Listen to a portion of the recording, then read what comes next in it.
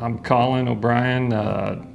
Back in February of this year, our children, one of them plugged their bathroom sink in the kids' bath on one side of our house, and we didn't realize it until I walked in from work and saw water running down the hall. And then the chaos unfolded, right? All the water's in the rooms, under the carpet.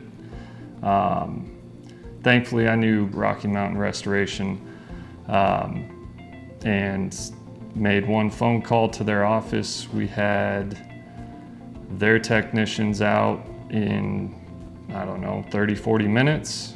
They showed up, had us show them the rooms where we thought the damage was, explain what we had done to kind of try and maintain the damage, and they got to work, got everything removed, came out, kind of set our expectations on what the next path is going to look like.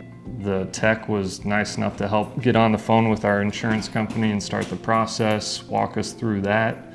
They had all the demo done. They had an estimate to us within 24 hours. They took care of the insurance, all of that messiness and phone calls for us, and they did great work, and they were great people. Like, I would recommend these people based on our experience.